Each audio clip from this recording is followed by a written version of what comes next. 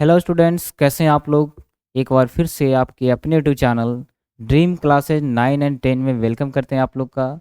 तो आज के इस सुप्रभात सेशन में आज हम आप लोगों के लिए क्लास 10th की ऑब्जेक्टिव का सेशन चल रहा है। ठीक है, ऑब्जेक्टिव का सेशन ऑलरेडी हम लोग 3 से 4 क्लास कर चुके हैं। ठीक है, तो जो बच्चे अगर हमारे चैनल पर नए हैं तो हमारे चैनल ड्रीम क्लासेज 9 एंड 10 को सब्सक्राइब करके हमारे साथ जुड़ सकते हैं। ठीक है, और आज का जो शानदार सेशन है वो अर्थशास्त्र है। अर्थशास्त्र के जितने भी ऑब्जेक्टिव प्रश्न हैं, है ना, सब पर डिस्कस करेंगे और बहुत ही बेहतरीन तरीके से। ठीक है, तो अगर आप लोग जो है हमारे पिछले वीडियो जो है 2-3 वीडियो हैं ऑब्जेक्टिव करवाया गया है ज्योग्राफी का, हिस्ट्री का, अगर वो नहीं देखे हैं तो एक बार जा करके देख लीजिए, क्योंकि उसमें वही क्वेश्चन करवाया गया है जो एग्जाम ऑफ व्यू से बहुत इंपॉर्टेंट है। ठीक है, तो उसको देखना ना भूलें, हमारे चैनल को एक बार सब्सक्राइब कर लीजिएगा। ठीक है, और आज का इस सेशन की शुरुआत करते हैं। अगर वीडियो अच्छा लगे तो लाइक कर दीजिए। ठीक है, चलिए। तो आज हम अर्थशास्त्र में क्या पढ़ेंगे, तो अर्थशास्त्र में हम लोग पढ़ेंगे इसके वस्तुनिष्ठ प्रश्न पर। पहले जितने भी सोशल साइंस के जितने भी सब्जेक्ट हैं सबका हम वस्तुनिष्ठ प्रश्न करवा देते हैं। ठीक है, और फिर क्या करेंगे, सबका एक एक करके लेक्चर शुरू करेंगे। ठीक है, तो चलिए इसकी शुरुआत करते हैं।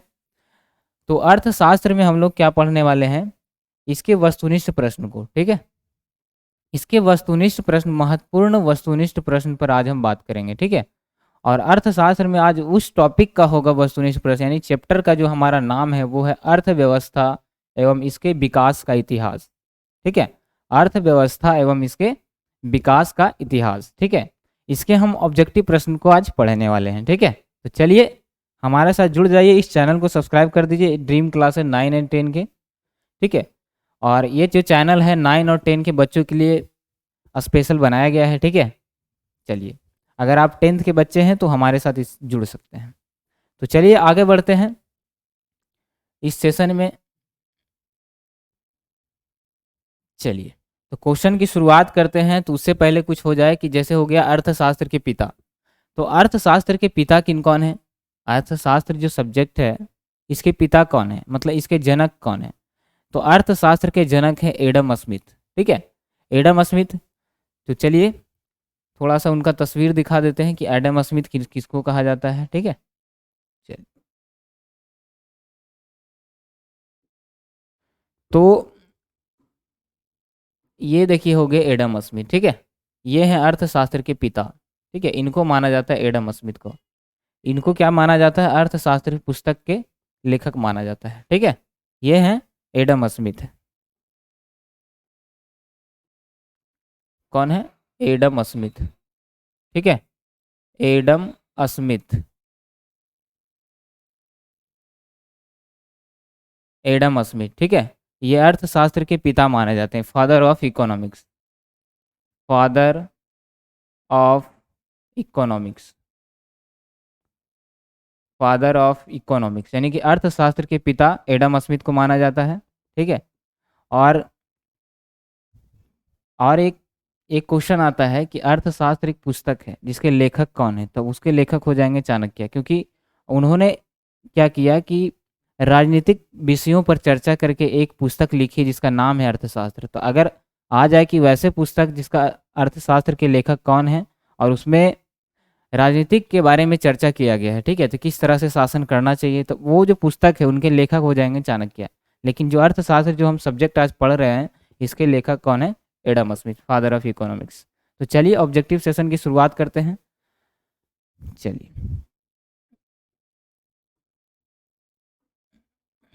आप लोग के सामने बहुत ही अच्छे अच्छे क्वेश्चन लेकर के आए हैं, देखिए। चलिए, इसका आंसर आप लोग को जवाब देना है फटाक सा। ठीक है, इसका आंसर क्या हो जाएगा, इसका आंसर आप लोग को कमेंट बॉक्स में बताना है। ठीक है, और जो स्टूडेंट नए हैं हमारे साथ इसी तरह का सेशन अगर ज्वाइन करना चाहते हैं तो हमारे साथ जुड़ सकते हैं। तो बताइए, योजना आयोग को भंग करने,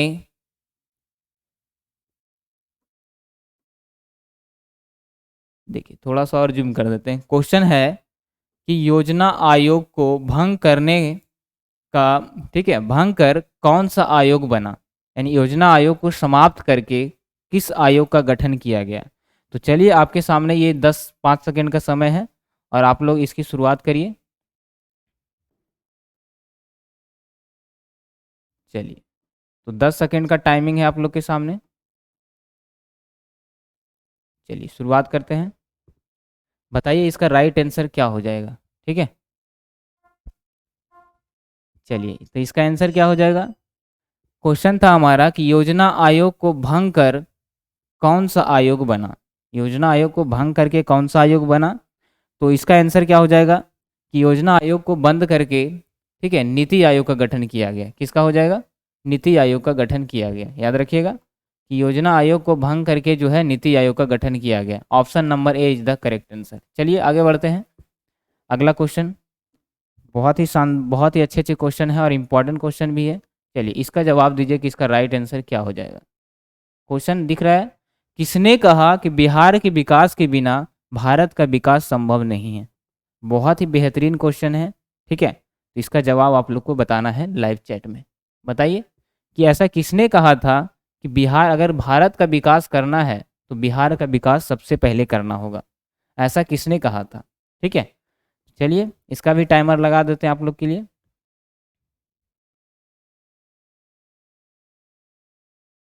ठीक है, बताइए इसका फटाक से इसका आंसर क्या हो जाएगा। किसने कहा था कि बिहार के विकास के बिना भारत का विकास संभव नहीं है। चलिए, किसने कहा था। एक सेकेंड, थोड़ा टाइमर लॉन्ग लग गया है। तो चलिए इसका आंसर ही बता दीजिए आप लोग। क्या हो जाएगा कि किसने कहा था कि बिहार के विकास के बिना भारत का विकास संभव नहीं है। तो किसने कहा था, तो ये बोले थे हमारे डॉक्टर एपीजे अब्दुल कलाम। ठीक है, कौन बोले थे, doctor APJ Abdul Kalam is the correct answer, यानी ऑप्शन नंबर ए। ठीक है, बहुत ही स्पीड में लेकर के चल रहे हैं आप लोग को। चलिए अगले प्रश्न की ओर बढ़ते हैं। अगला प्रश्न भी बहुत ही इंपॉर्टेंट है। चलिए इसका आंसर बताइए। ठीक है, बहुत ही इंपॉर्टेंट क्वेश्चन है। क्वेश्चन है कि नई आर्थिक नीति में किसे सम्मिलित नहीं किया गया है। नई आर्थिक नीति में किसे सम्मिलित नहीं किया गया है। और आप लोग के सामने ये जो क्वेश्चन है इसका टाइमर लगा रहे हैं। ठीक है, इसका टाइमर लगा रहे हैं। चलिए फटाक से बताइए, 10 सेकंड का टाइम है आप लोग के पास, कि नई आर्थिक नीति में किसे शामिल किया गया है। ठीक है, तो चलिए टाइम अप हो चुका है और इसका आंसर बहुत सारे बच्चे का आ रहा है। ठीक है, बिल्कुल सही है। ठीक है, चलिए कुछ कुछ बच्चे का गलत भी आंसर आ रहा है, तो हम इसका आंसर बताते हैं कि नई आर्थिक नीति को, है ना, किसे सम्मिलित नहीं किया गया है। नई आर्थिक नीति में जो है निम्न में से किसको सम्मिलित नहीं किया गया है। बहुत ही बेहतरीन क्वेश्चन है।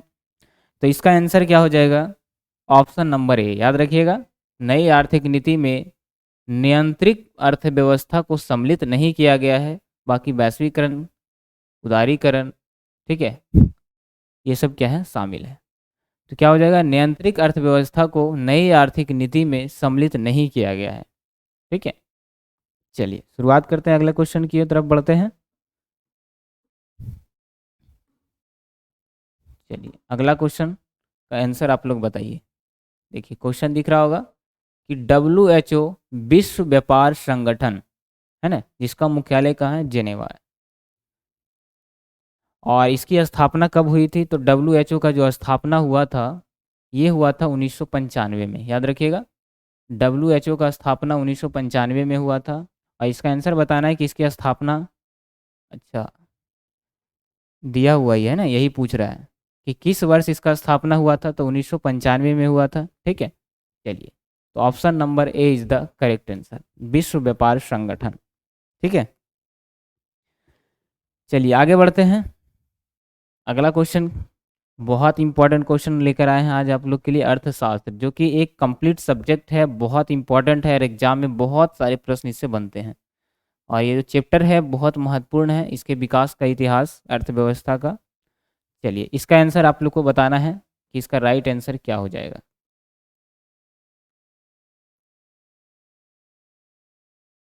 चलिए बताइए कि इसका करेक्ट आंसर क्या हो जाएगा। ठीक है, क्वेश्चन है हमारा, राष्ट्रीय विकास परिषद का गठन कब हुआ था। चलिए, तो आप लोगों ने बहुत अच्छे जवाब दिए और कुछ कुछ स्टूडेंट का सही आ रहा है।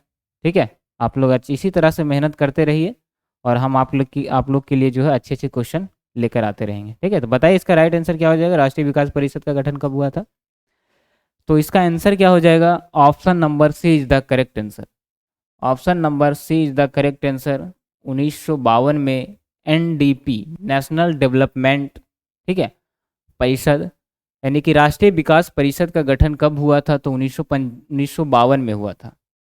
ठीक है, राष्ट्रीय विकास परिषद का गठन कब हुआ था? 1952 में हुआ था। ठीक है, चलिए आगे बढ़ते हैं। बहुत ही अच्छे प्रश्न है आज।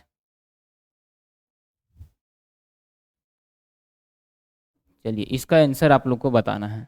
बताइए कि निम्न में से किसको प्राथमिक क्षेत्र कहा गया है? निम्न में से किसको क्या कहा गया है? प्राथमिक क्षेत्र कहा गया है। चलिए इसका आंसर बताइए आप लोग। ठीक है, और आज भी कमेंट बॉक्स में बताना है आप लोग को कि आप लोगों ने कितने प्रश्नों का जवाब जो है बिल्कुल सही तरीके से दिया है। तो चलिए, निम्न में से किसको प्राथमिक क्षेत्र कहा गया है?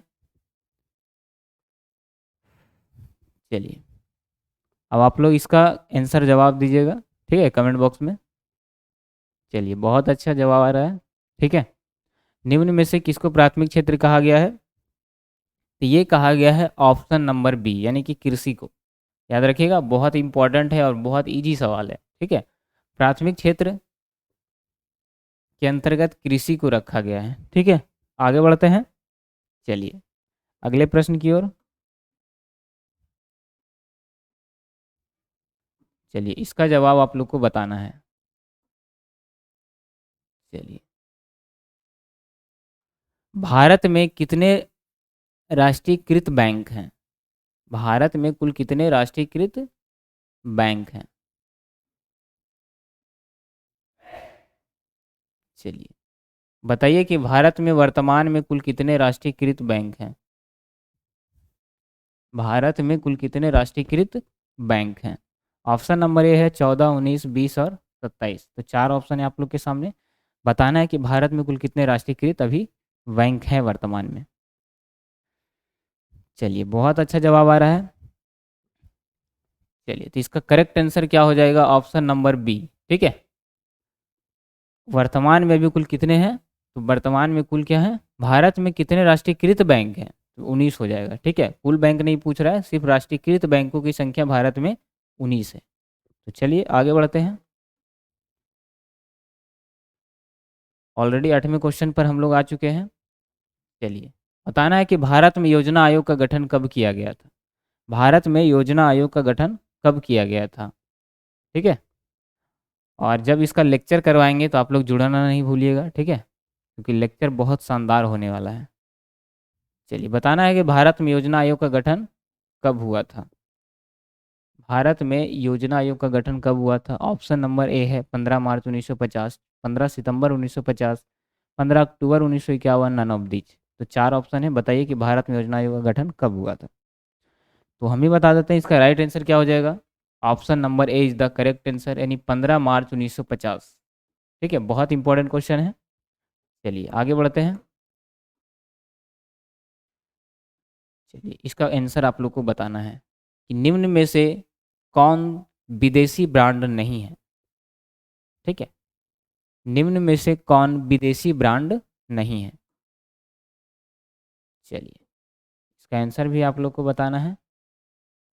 छोड़िए इस सब,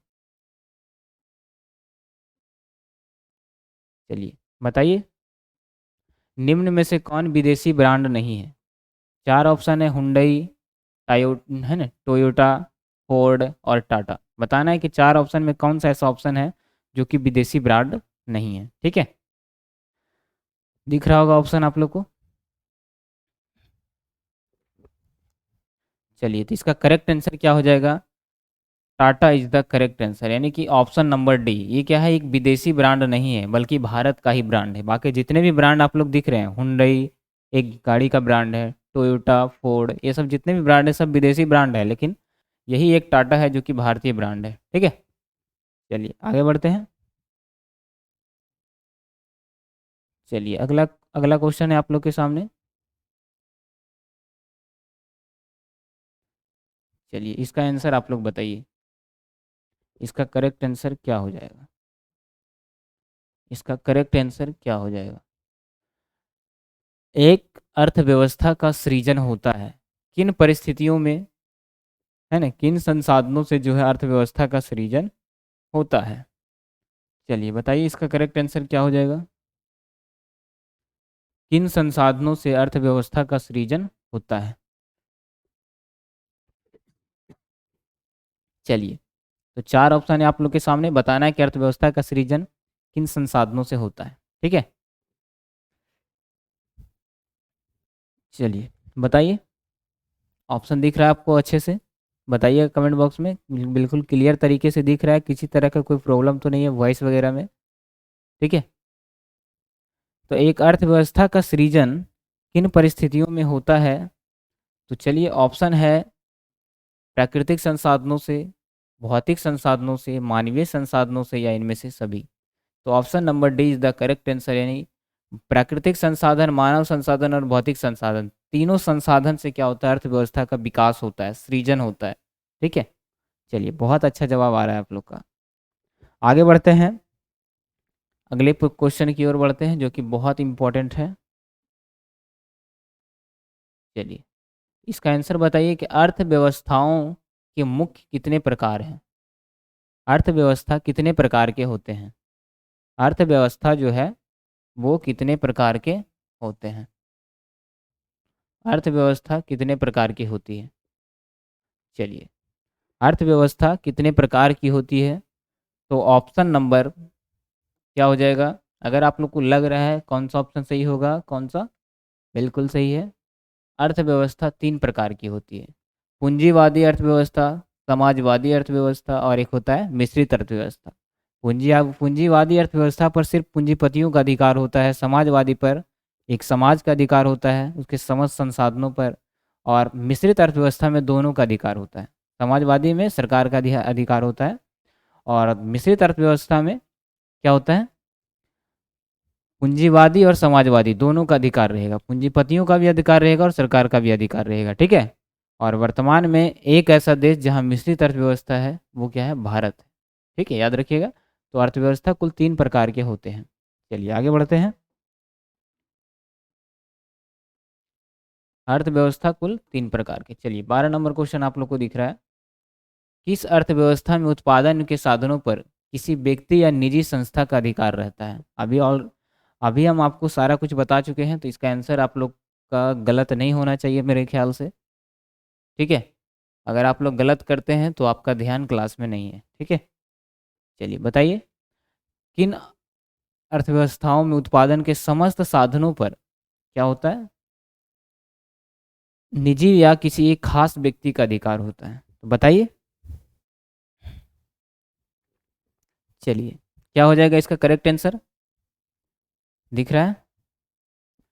तो ऑप्शन नंबर कौन सा सही होगा, option number A is the सही आंसर होगा। ठीक है, A is the correct answer, option number A is the correct answer.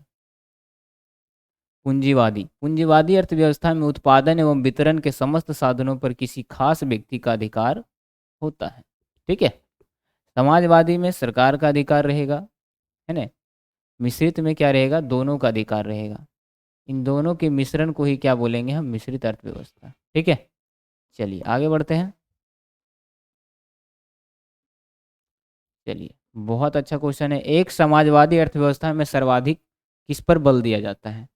एक समाजवादी अर्थव्यवस्था में सबसे ज़्यादा किस पर बल दिया जाता है, बताइए इसका करेक्ट आंसर क्या हो जाएगा। चलिए, चलिए ठीक है, एक समाजवादी अर्थव्यवस्था में किस पर बल दिया जाता है, आर्थिक स्वतंत्रता पर, उत्पादन कुशलता पर, अधिकतम लाभ अर्जित करने पर, या लोक कल्याण पर। चार ऑप्शन है और बहुत अच्छे अच्छे क्वेश्चन है। ठीक है, बिल्कुल इंपॉर्टेंट क्वेश्चन है, ये सारे क्वेश्चन देखकर ही लग रहा होगा कि बहुत इंटरेस्टिंग क्वेश्चन है। ठीक है, एक समाजवादी अर्थव्यवस्था में सर्वाधिक किस पर बल दिया जाता है। चलिए, तो इसका आंसर है लोक कल्याण, याद रखिएगा। एक समाजवादी अर्थव्यवस्था में सर्वाधिक बल दिया जाता है लोक कल्याण पर। ठीक है, बहुत थोड़ा स्पीड में चल रहे हैं क्योंकि क्लास लंबा हो जाता है। चलिए, इसका आंसर आप लोग को बताना है। निम्नलिखित में से कौन मिश्रित अर्थव्यवस्था की विशेषता है। निम्नलिखित में से कौन मिश्रित अर्थव्यवस्था की विशेषता है। 9 का भी क्लास लेकर के आएंगे। ठीक है, पहले हम 10th का कुछ चैप्टर्स है ना पढ़ा देते हैं ताकि पीछे ना रह जाए। चलिए, ऑप्शन नंबर ए है निजी क्षेत्र, सर्वा है ना, सार्वजनिक क्षेत्र। निजी क्षेत्र सार्वजनिक क्षेत्र दोनों होगा या इनमें से कोई नहीं होगा मिश्रित अर्थव्यवस्था में? तो बिल्कुल इसका हम लोग आप लोग को अच्छे तरीके से बता चुके हैं। ठीक है, तो बताइए इसका करेक्ट आंसर क्या हो जाएगा। तो मिश्रित अर्थव्यवस्था में बिल्कुल दोनों का अधिकार होता है, निजी क्षेत्र का भी होता है और सार्वजनिक क्षेत्र का भी होता है, दोनों का अधिकार होता है। सार्वजनिक क्षेत्र का मतलब हो गया कि वैसे क्षेत्र, वैसे जगह जहां हम लोग सभी, कोई भी जा सकता है, कोई भी रोक टोक नहीं। ठीक है, जैसे बगीचा, पार्क, क्या कर सकते हैं यहाँ पर, कोई भी जा सकते हैं। ठीक है, और निजी क्षेत्र में क्या होता है, किसी खास आदमी का अधिकार होता है, एक ही व्यक्ति का उस पर अधिकार होता है, तो उस पर आप लोग, पूरा समाज, सब लोग तो जा नहीं सकता है। तो सार्वजनिक क्षेत्र और निजी क्षेत्र, बिल्कुल अंतर समझ में आ गया। चलिए आगे बढ़ते हैं।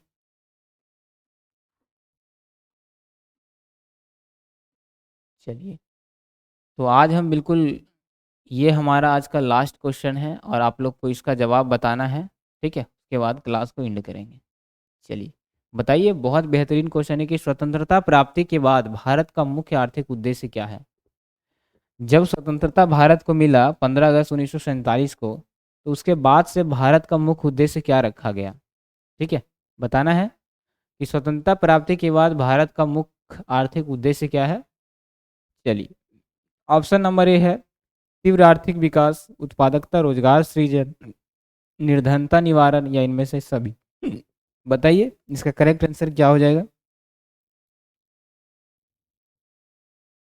ठीक है, तो चार ऑप्शन है, आप लोग को इसका कमेंट बॉक्स में इसका जवाब दीजिए फटाफट, क्योंकि ये आज का ये लास्ट सवाल है।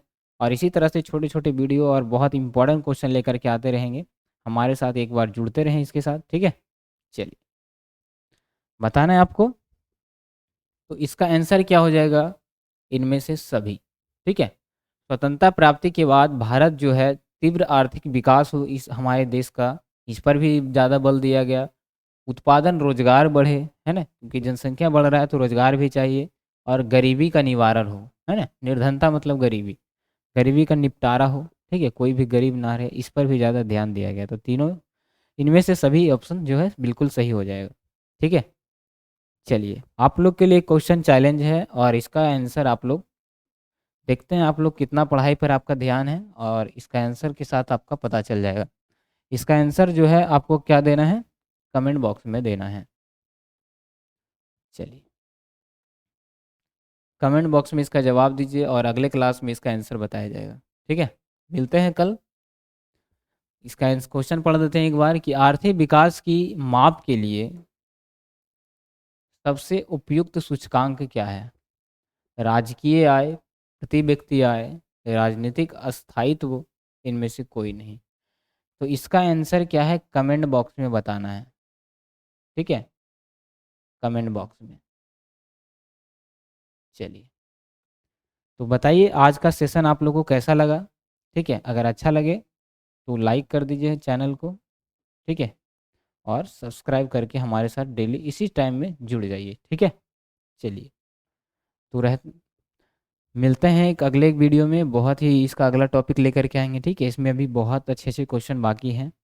चलिए बताइए आप लोग आज का सेशन कैसा लगा, नीचे कमेंट बॉक्स में बताइए कि आप लोगों ने 15 क्वेश्चन में कितने क्वेश्चन का जवाब सही दिया है। जितना हो, 5 4 2 1, क्योंकि आप लोग का स्टार्टिंग है, तो बिल्कुल आपके कमेंट से पता चलेगा कि आप लोग का आगे जो तैयारी है वो किस तरह से हो पाएगा। ठीक है, चलिए मिलते हैं। Okay, take care.